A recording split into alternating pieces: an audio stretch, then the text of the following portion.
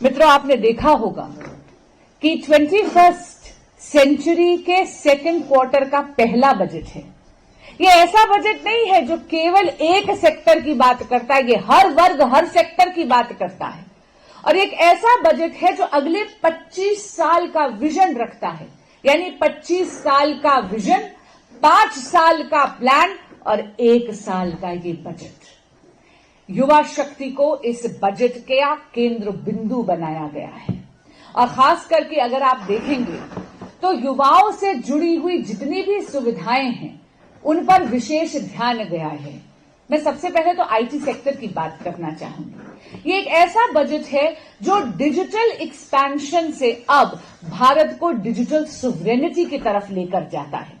हम सबसे पहले बात करते हैं कि किस तरह भारत में मैन्युफैक्चरिंग ऑफ इलेक्ट्रॉनिक प्रोडक्ट्स के लिए 40,000 करोड़ रुपए का इम्पेटस दिया गया है।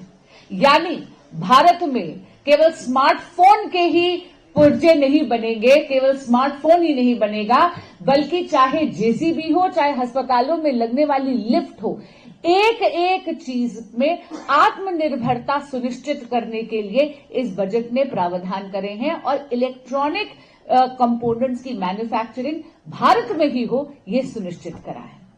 अगर हम सेमीकंडक्टर्स की बात करें तो इंडियन सेमीकंडक्टर्स मिशन 2.0 को लॉन्च करता है ये बजट। आप देख रहे होंगे कि 100 करोड़ रुपए के डिजाइन लिंक्ड इंसेंटिव्स 30 से ज्यादा कंपनियों में और industry focus research and development के प्रावधान इस बजट में करे गए हैं।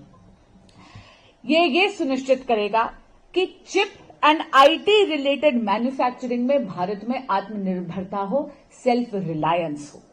यही नहीं, लिथियम एंड आयन मैन्युफैक्चरिंग के लिए जितने भी कैपिटल गुड्स हैं उन पर ड्यूटी में एग्जेम्पशन दी गई है।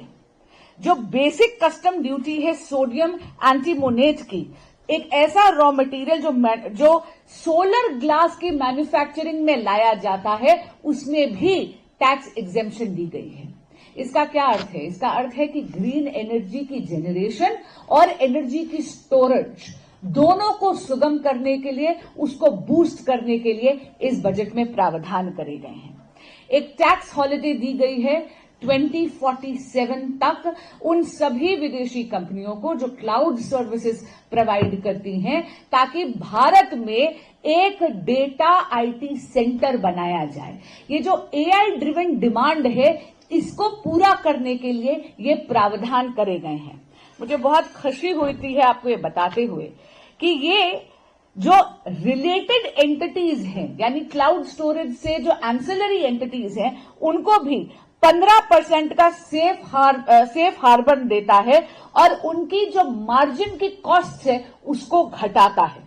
ये एक प्राइस सर्टेनिटी भी प्रोवाइड करता है।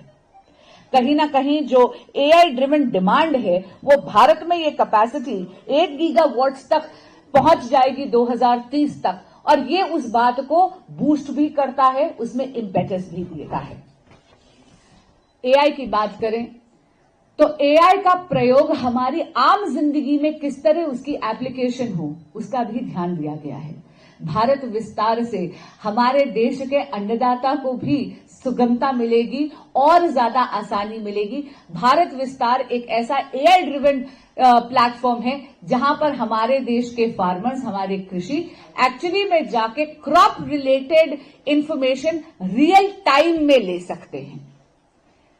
अब हम अगर बात करते हैं ऑरेंज इकोनॉमी की, तो ये एक नया उभरता हुआ सेक्टर है हमारी इकोनॉमी में जो बहुत ज्यादा यूथ ड्रिवन है। ऑरेंज इकोनॉमी का अर्थ है कि जितने भी हमारे कंटेंट क्रिएटर्स हैं, जितने भी हमारे गेमर्स हैं, जितने भी हमारे ऐसे बच्चे हैं जो audio visual animation related sectors में काम करते हैं, उनको इम्पेटस देने के लिए अटल टिंकरिंग लैब की तर्ज पर यह सुनिश्चित करा गया है इस बजट में कि 15,000 से ज्यादा स्कूलों में कंटेंट क्रिएटर लैब्स बनाए जाएंगे। यानी भारत के टैलेंट पूल का केवल विस्तार ही नहीं होगा, we are also insuring that we are honing their skills. मित्रों, ये नए आयाम हैं जॉब क्रिएशन के। इस बजट की अगर मैं बात करूं तो 23% एक्सपेंडिचर जो टोटल होगा, यानी 2.2 लाख करोड़ टारगेट करा गया है कैपिटल एक्सपेंडिचर पे, और ये फोकस करता है इंफ्रास्ट्रक्चर डेवलपमेंट पर और जॉब क्रिएशन पर।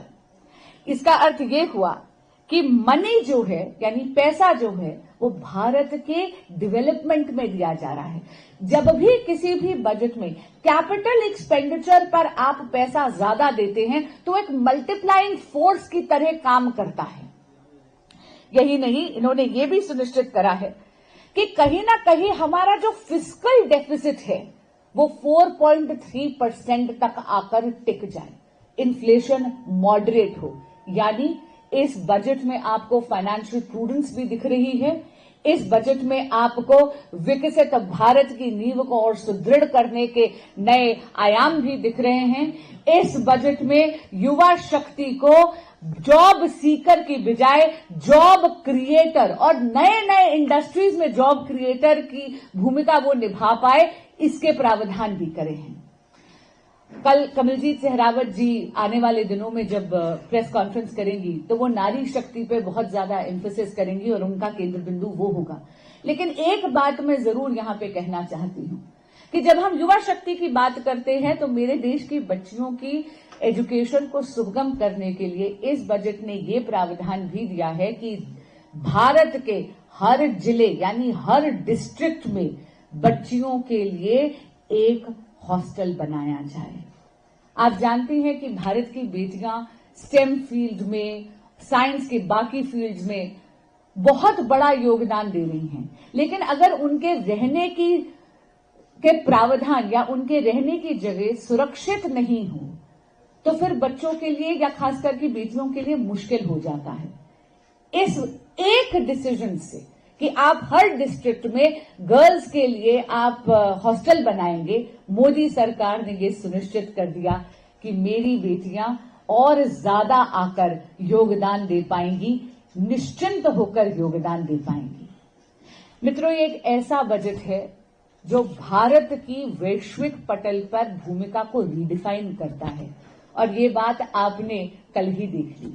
पिछले 8 महीनों से भारत अभूतपूर्व ट्रेड डील साइन कर रहा है, एक के बाद एक, और ये हो रहा है आदरणीय प्रधानमंत्री श्री नरेंद्र मोदी जी के अथक प्रयासों से।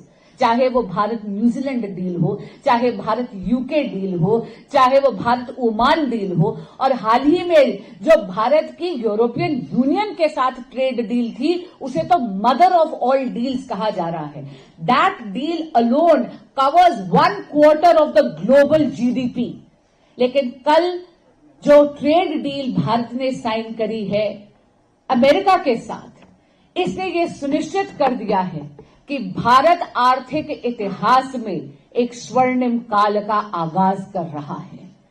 टैरिफ्स जो भारतीय गुड्स पर 50% तक लगते थे, जिसमें 25% तो केवल रेसिप्रोकल टैरिफ्स थे, वो पूरा का पूरा घटकर मात्र 18% पर हो गया है।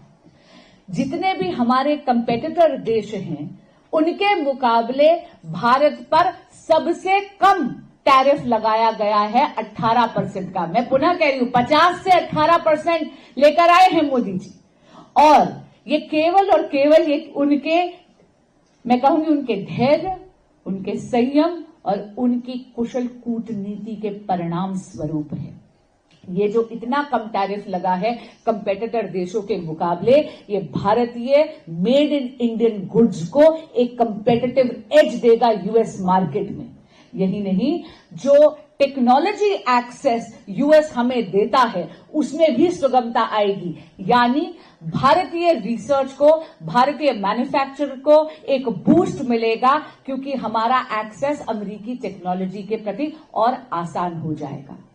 इस दूरगामी बजट के लिए और इस बजट के आते ही जो एकदम आपने दिखा कि किस प्रकार इसका इम्पैक्ट ये हुआ कि भारत और यूएस की ट्रेड डील हुई, इसके लिए आदरणीय प्रधानमंत्री श्री नरेंद्र मोदी जी को और हमारी माननीय वित्त मंत्री श्रीमती निर्मला सीतारमण जी को और भारत के एक एक व्यक्ति को बहुत बहुत बधाई। धन्यवाद।